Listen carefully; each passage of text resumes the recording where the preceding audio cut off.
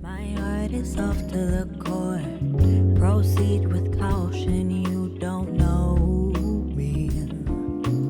A little cream and cinnamon, a dash of honey, maybe my pen, and journal at the side. You are watching me.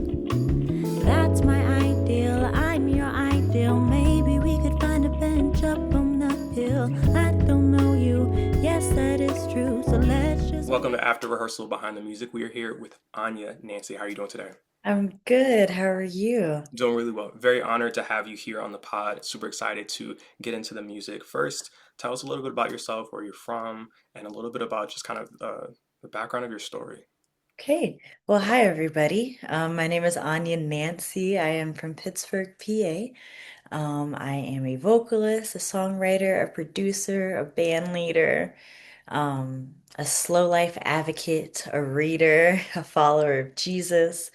And I make music and I really love it. It's really fun. I just came out with my debut album, Sounds Like Honey, in the November. Um, and yeah, we're just kind of riding this wave. It's really fun. It's a joy, truthfully. It really is. Incredible, incredible debut album. Had the opportunity to listen to it a few times and then again today, just as a refresher. Tell me about where the journey started with music. Mm. Well, I've been singing my whole life. I started singing in the church, like many of us do. Yes. Um, Um, yeah, I started singing in the church. I had my first like church recital when I was 8, and I sang As the Deer. It's a popular hymn and one of my favorites. And that was the day that I learned the word petrified. And it's so funny that the things that you are actually destined to do, like those are the things that your body's like, hold on, this is overwhelming. This is too much. And maybe it was just my spirit being excited about singing and being a young girl experiencing that. I think it sparked something in me, but honestly, I was so scared. I can't even like I remember like I was shaking and my voice was trembling a little bit and I didn't quite control my vibrato yet and it was a mess. But I remember after I got off of stage, I was like, that was wild, but I want to do it again. Um, so I started singing in the choir. And then by the time I was 11, I started leading worship. And of course, like not independently, but I was on stage. And my church afforded me the opportunity to start leading. And then by the time I was 14, I was leading like youth worship and stuff like that. And then I don't know, I don't really remember a time in my life where music wasn't involved in my life. I love to sing when I'm sad, when I'm glad, when I'm stressed. I just Yeah. sing. I don't know, it just does something different for me. It's how I recenter, just regather myself with myself. And as a woman of faith, like I'm a natural worshiper. Um, Love that. so how I connect with the Lord is truthfully through song, and through worship. So it's really a part of my everyday. I love that. I know a lot of times artists they'll have those petrified moments early on, and they may still have nerves as they come along. Do you find yourself whether getting on stage at church or getting on stage to perform, do you still find those nerves and kind of what are different things help to center you and ground you? Like, okay, I got this. I can do this. Yeah. Well, yes.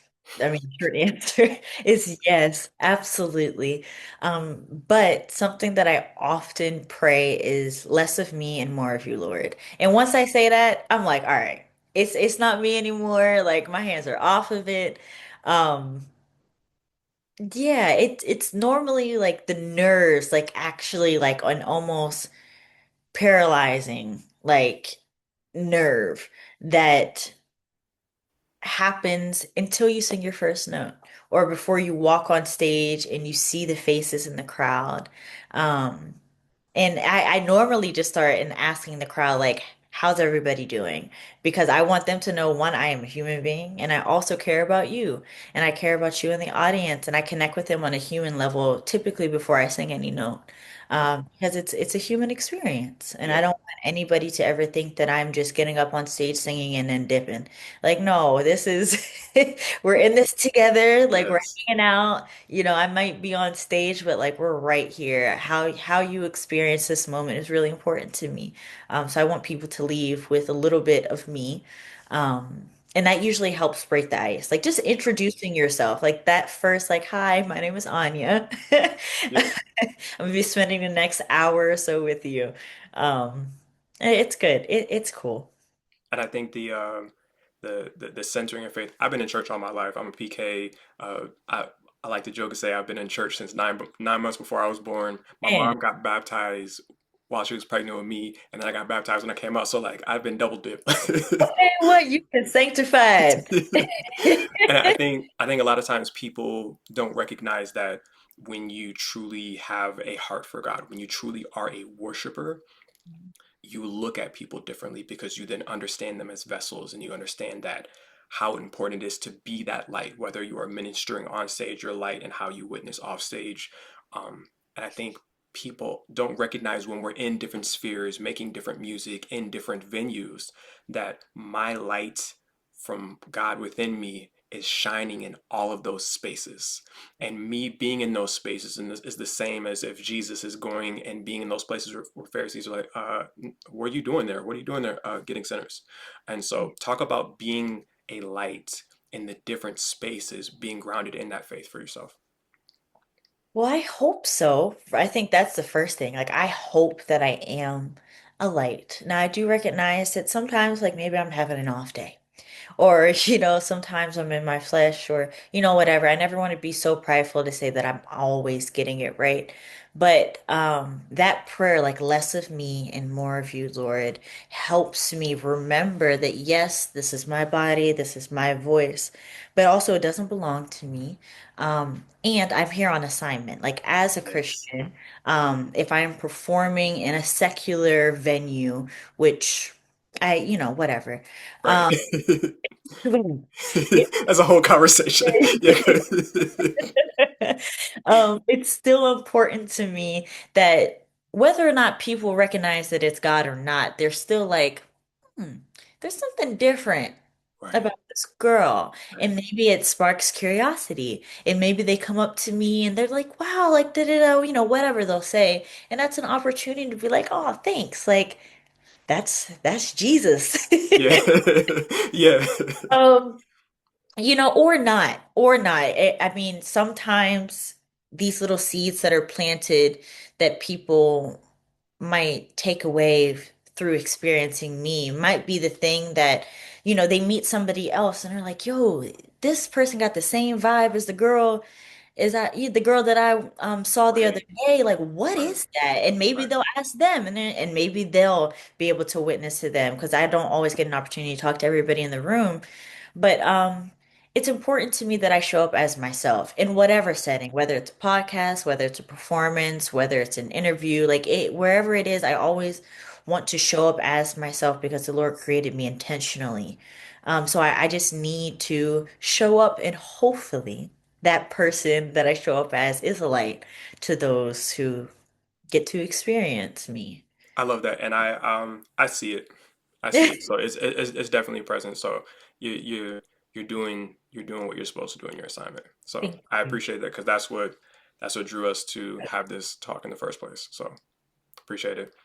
So speaking of, just having a specific role and assignment and just knowing and just being a light, being a representative and such, um, a lot of times when you make music, people want to put you in a specific box. Like, okay, you sing at church, you're a church singer, or you out here, you're a secular singer.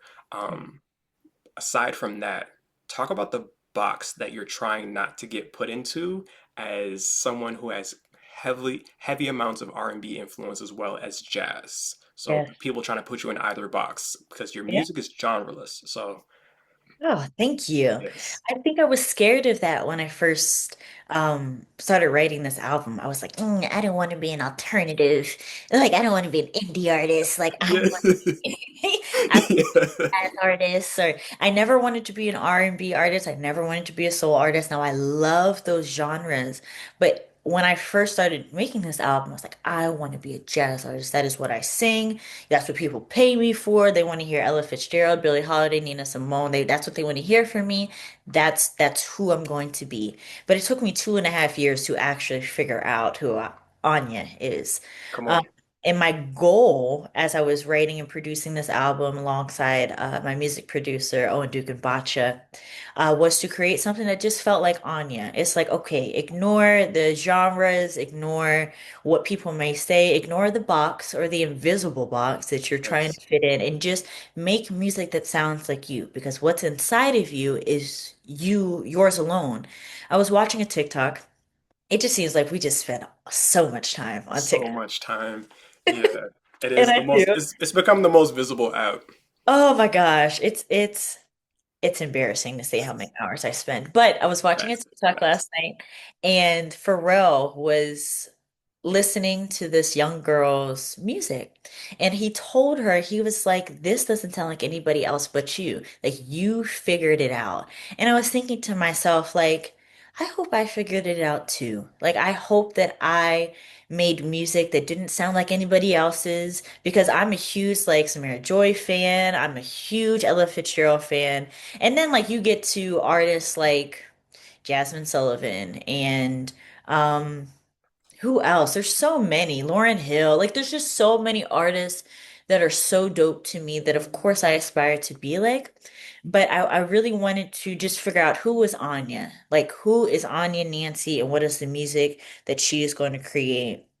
And I just did that. I told my story. I made music that felt good to me. Mhm. And if it felt good to me and I was proud of it, I was like, bet. There are a few songs that didn't make the album because I wanted to, I wanted, Jill Scott says, like, her most recent album that she just released, she says, it's a full meal, baby.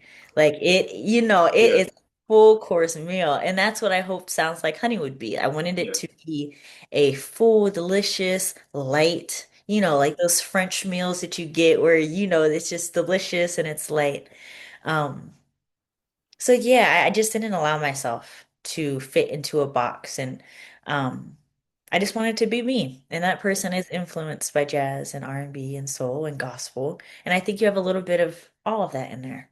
Really do, really do. I was listening to it again today. It's definitely a full meal from just the cuteness of like the let's make an album. And I was like, let's go. Like to the end where you got me all emotional from the voice. I was like, oh my gosh. I'm sitting here, I'm like, that's not even my family. And I'm sitting here crying like, remember? And I'm like, oh. Like I loved how everything, and I have questions for each one, but like Pure and the interlude and Count with Me, sorry, and Do You Mind and Out of Blues, and I'm just like, these are fire. And every song, I think for me, when you listen to a jazz album, because my music taste is so eclectic, I listen to everything. So when you listen to a jazz album, you hear who they've listened to. So like you listed off people, and I'm like, yep, yep. But I didn't hear them, I heard you. And I think it really speaks to not only the influence that you've been able to gain from them, like, okay, I'm gonna take this from you, I'm gonna take this from you, I'm gonna take this from you, but it also shows how deep of a bag you have. Because when you, like, you have studied singers, singers have go-to riffs, singers have go-to nuances that they do. I love listening to artists like Leanne La Havas. Her vibrato is something that you very wide, and you hear it and you know, okay, cool. So now when I heard an artist that I interviewed on the pod on episode 15. And I was like, because we had two interviews, because one of them was interrupted by internet connection. And so she had released the album in between the two pod episodes. And so when I heard it, I was like, you've been listening to more Leanne. She was like, yeah, how'd you know? And I was like, it's all in the album. And she was like, yeah. I was like, but it's still you. And so we laughed about it because she was like, the fact that you listen to my music and you know who I listen to. And I'm like, yeah. Like when I do these interviews, I don't read bios. I don't surf people's pages and be like, oh wow, when you were 3 years old, you sung Jesus Loves Me and Yeah. so and so accompanied you. Oh my gosh, how'd you know? Like I like listening to your music and then telling you who you are based off what I hear and Well, analyze. Yeah. well, thank you. Thank you for So listening. so your album is so distinct, and the bag is so deep that I never heard you repeat a riff. Mm. Wow. And Okay. that's huge. Like, cause usually, oh, okay, she did this in this song, then she did that. Like, and I was flipping out when I was hearing Count with Me. I was like, Yeah. is she hitting like low E threes? Like how deep your voice goes, and then you're up here. And I was like, she cold. Like people don't realize like that's a wide range. Thank you. And I don't know where the top end of it is, but I'm here like I'm like, okay, okay. She's a professional, y'all. So incredible, incredible amount of work. Which Thank leads me to my next question. So let's talk pure. you. Um, so talk to me about how we go from the pure imagination piano theme to like incredible lines like and tell us what each one of these lines mean to you. So let's just kick it under the stars, under the moons, lost in your eyes. Um we consume time, it's pure imagination. So what does that mean to you? Oh, this first of all, this is so fun. Yeah. Like this is great. So, that line, I just imagined like laying out in a field with somebody that I really like. We're just kicking it, under stars, under moon. Um, of course, infatuated, like lost in your eyes. We're just consuming time. The clock is just ticking, and we're not paying attention to any of it. Um, and then I remember that this probably ain't gonna last. And it's just pure imagination. Like this is great for the time, it's great for the moment. Um, I'm probably going to be real heartbroken in the next month or so.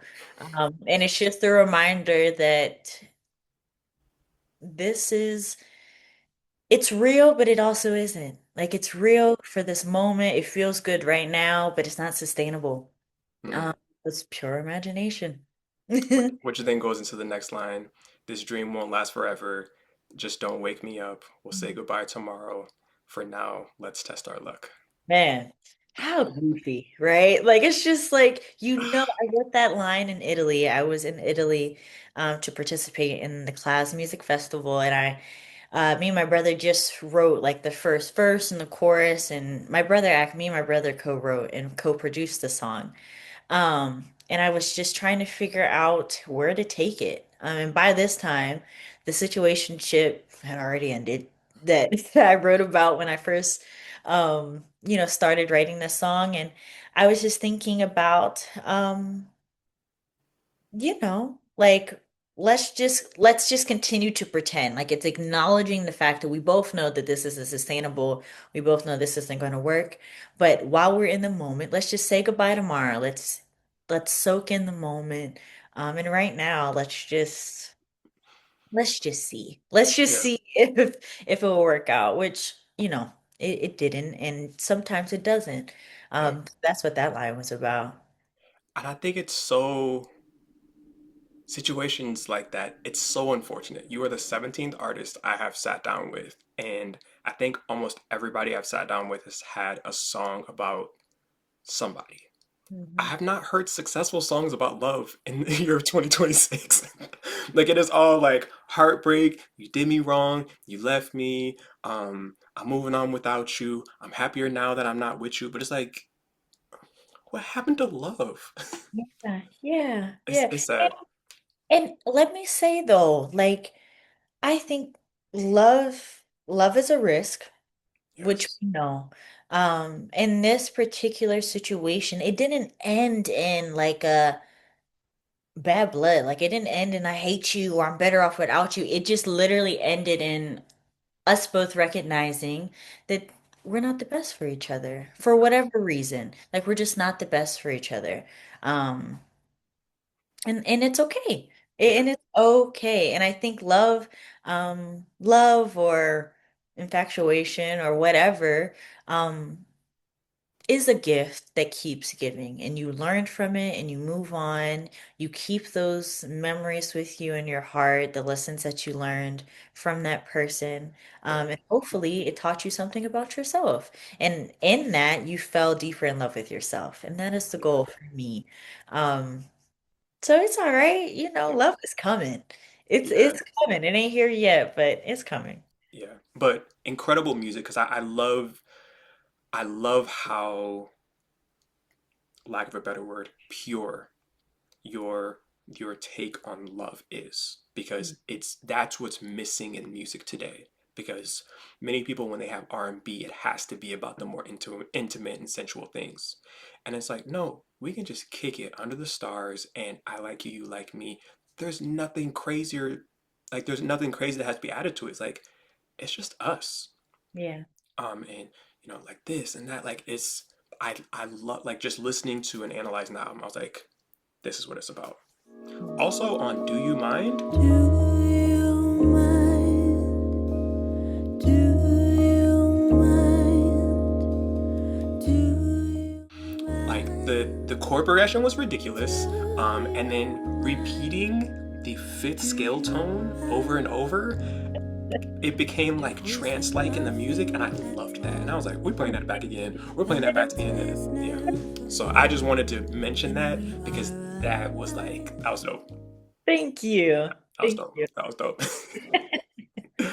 So in a world where so many artists are really manufacturing or really trying to be inauthentic in how they present themselves, how do you really approach your artistry and just being a natural sense of, this is how I present myself. This is my music. This is a representation of my heart and my life.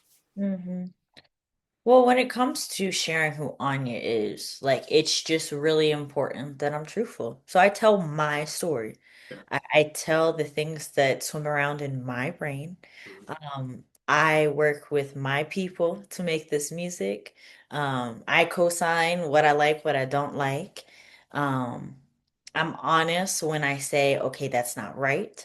And we need to do something different. We need to try it and try it and try it again until it feels like what I feel in my mind or feel in my heart. Um, and then I'm also trusting that when it does feel right, that I'm like, okay, my hands are off of it. This is it. Don't touch it no more. Yeah. I have a bad habit when I'm cooking that I add too much seasoning. Yes. And then I eat it. I'm like, this, I Mm. should have stopped. I should have stopped. It's way too salty. Uh, Yes. Yes. but when it comes to music, I know, well, at least I'm learning when to stop. Um, and yeah, like me telling my stories, like me being a songwriter and sharing stories that are true to me and what I've existed through, um, really helped me just be Anya and figure and yeah, and just share it, honestly. Yeah, I think I would be doing myself, and the gifts that the Lord has given me a disservice if I wasn't truthful. Yeah. Yeah. I love that. When you are approaching your process and just thinking writing in general, what comes first? The lyrics, the melody, production? Are people pitching the songs to you? Are you bringing them to them? Typically the lyrics with the melody. Okay. Typically if there's something in my heart or something in my mind that I'm thinking about, I'll just bring out my voice memo app. And Yeah. I'll just like that's how Autumn Blues came about. Yeah. I was listening to Sarah Vaughan in the car. It was a rainy day, it was gloomy, it was autumn, and I was in my feelings. And Sarah sang this line, and I can't remember what line it was, but it sparked something in me instantly. And I think I just like brought up my phone and I just said, Autumn blues, don't wait for no one, but somehow each year they wait for me. And that's Mm. just truly how I was feeling. I was just like, doggone, like it just seems like it's waiting at the door for Yeah. me. And then I just continued to sing. I literally was driving from one place to another, and by the time I got to my destination, I had the song and I sent the voice memo to my music director, and he was like, Anya, like, what? Yeah. Like, how am I supposed to figure this out? And I was like, I don't know, we'll work together. Like, let's just try Yeah. it. And we did. It took us like 7 hours to figure it out. But we did. And it stayed true to like that traditional jazz feeling because I knew I wanted it to be that traditional jazz standard vibe. And it was. So, yeah, it's usually lyrics and melody first. Autumn Blues is a jazz standard. Like Yeah. it, oh, like that's got to be, that's going to be performed everywhere. I hope you know that. Oh, Like that. Yeah, I hope so. that's, oh my goodness. Yeah, Yeah, I hope so. That was yeah. that was the goal. I was like, I want to leave something here that can live Oh beyond yeah. me. Like how we sing Summertime and Black Coffee and Them Their Eyes. I wanted to leave something here that people could live with for a while. It was so good. I started researching to see if it was a cover. It wasn't. I was like, oh my goodness, where can I find this before? I was like, oh, this her. Okay, all right. So yeah, incredible, Thank you. incredible.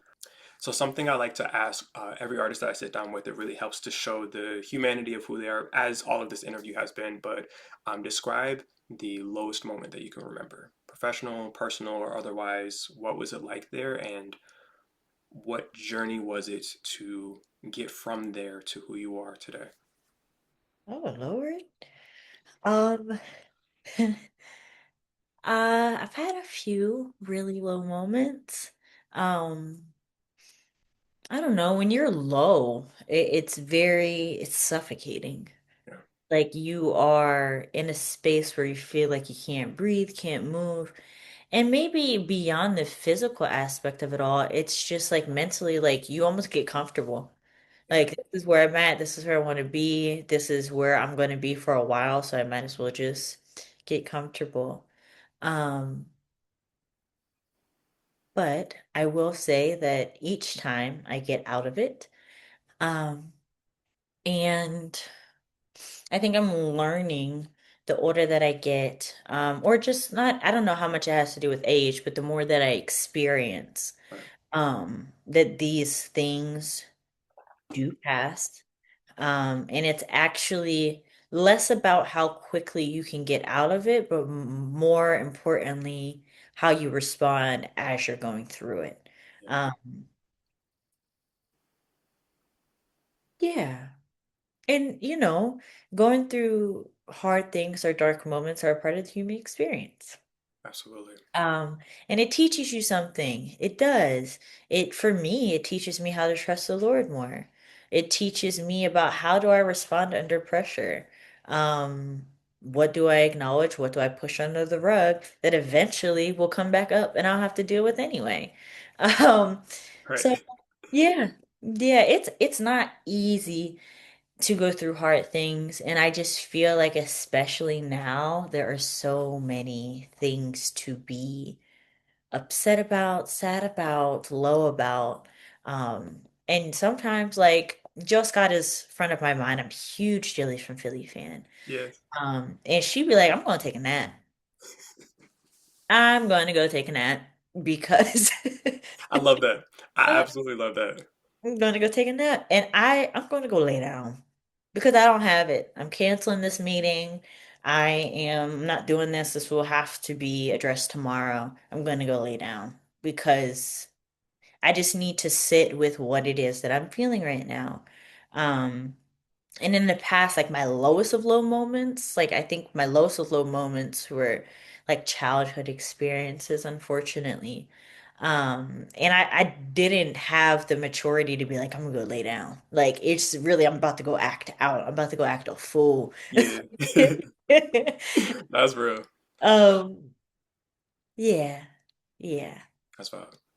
That's valid. Talk about your the last song or the last track that just made. I'm sure as more people tune into this, they go to the album. it- it's just so touching. Talk about the quote. Success is not a destination; it's just the beginning of another journey. Yeah. Well, that's my Gma, my grandmother. I asked her to send me a voice memo or send me a voicemail like, oh, sorry, this is my dog. This is Honey, everybody. Um, I asked her to call me. I was like, I'm not going to answer, but leave me a voice memo and send me some encouraging words about this album that she knew I was working on, and I might put it in the album. And that's just what she sent. And I was like, wow, like this girl is just great. So Um, words. and uh, to me, my family has always taught me, my father has always reminded me to stay neutral. When you are in your highest of highs, stay neutral. when you are in your lowest of lows, stay neutral because those highs and low come and go. But if you can stay neutral and steady, then you're good. And I think my grandmother also reiterated that to me. This success and this album is really exciting, but it's honestly just the beginning of another story. So stay ready, stay prepared because more is coming. I'm sorry. She obviously just wants to be in this video. Um, yeah. So to me, it was just a reminder of what my family has always instilled in me.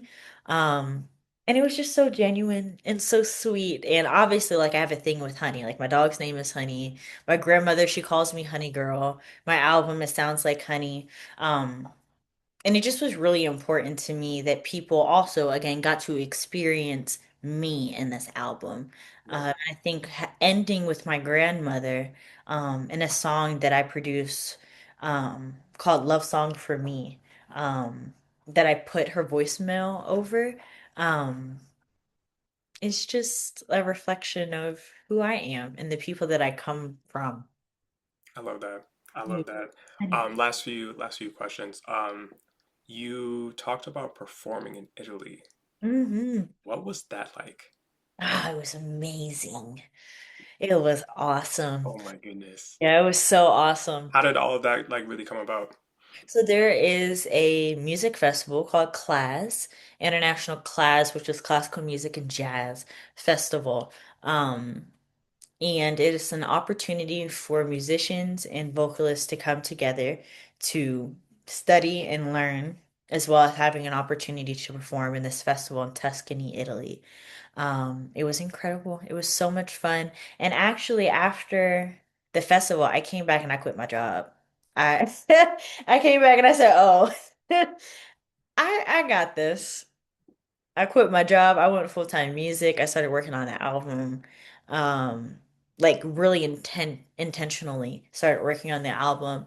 Um, it was wonderful. It was such a good time. It That's dope. really was. Yeah. That's dope. So no more coffee shop?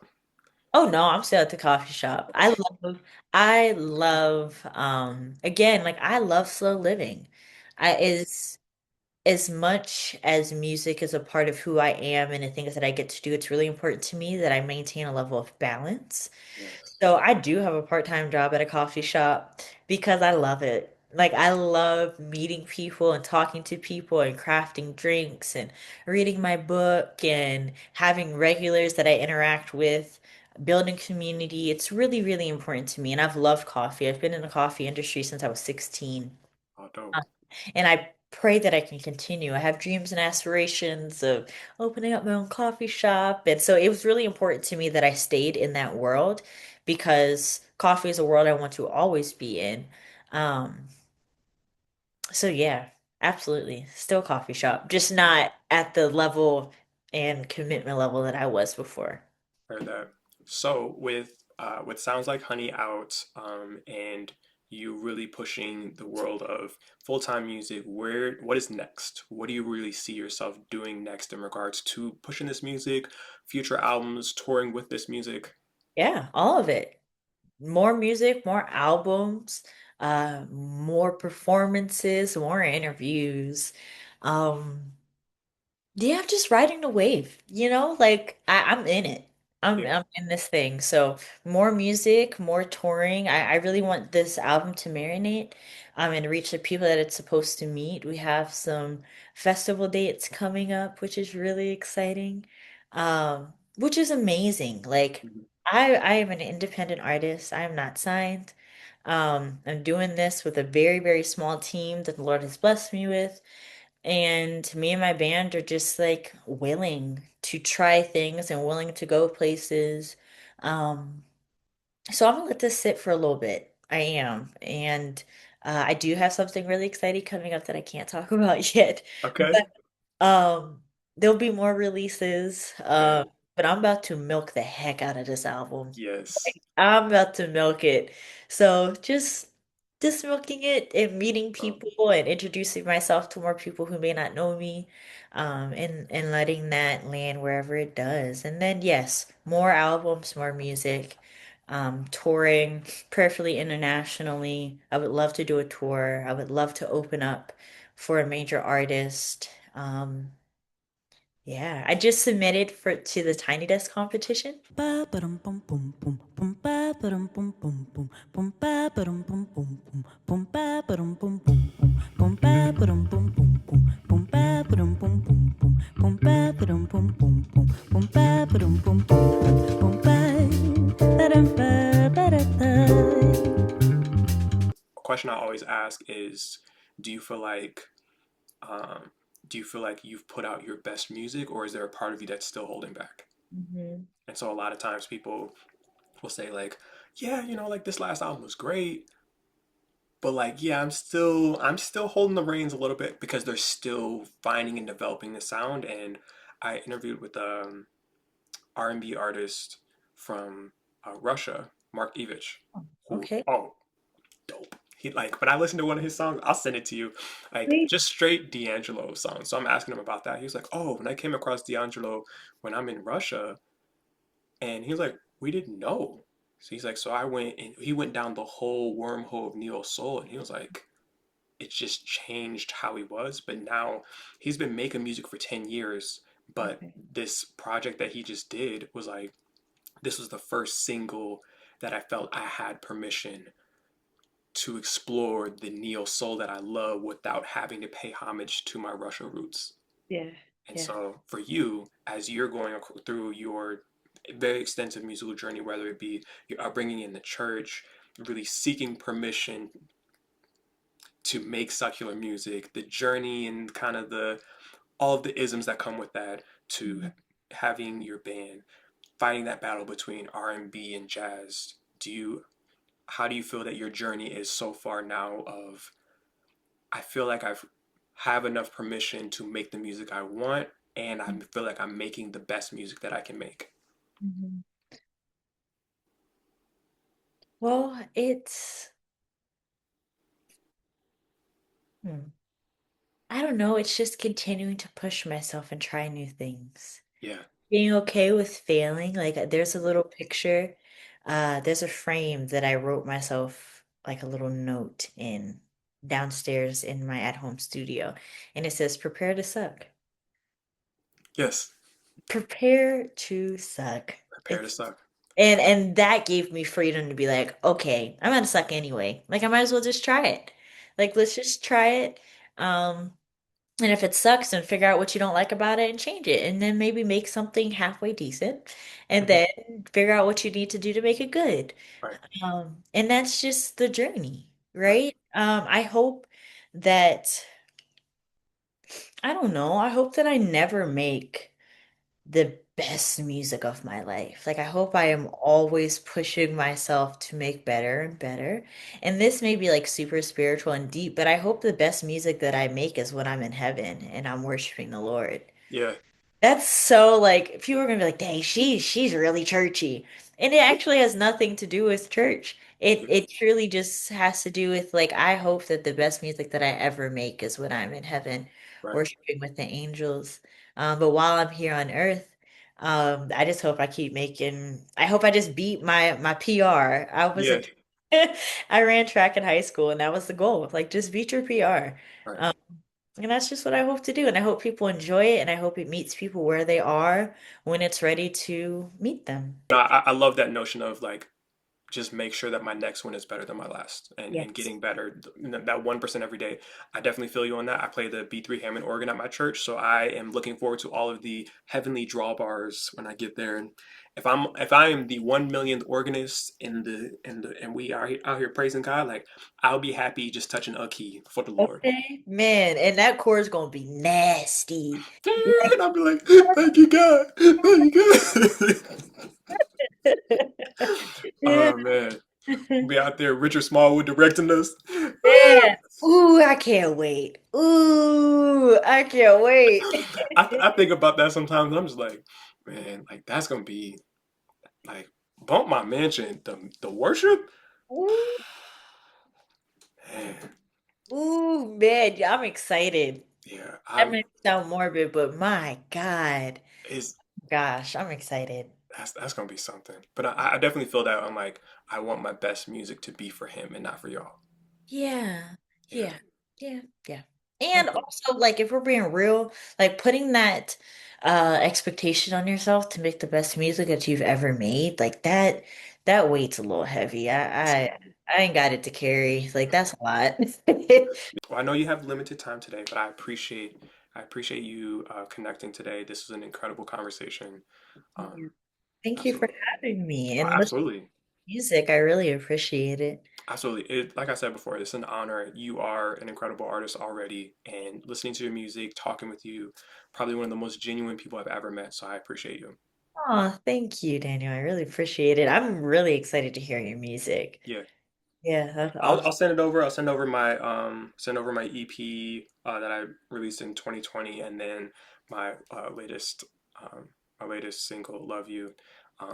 I'm sitting on 54 songs that I'm still, we're gonna work it out. We're gonna work it out. I don't know how many you're sitting on, but that's my number. Okay. Well, if I can be honest and candid, I have not written anything since I released the album. Okay, so you really saw. I gave it all that I had. I'm Okay, ready okay, to be refilled. yeah, that's where I want to be. Cause If it's easy for you, then it's easy for me. We could go together, 1, 2, 3. Come with me, go 1, 2, 3, 4, 5, 6, 7, 8, 9, 10.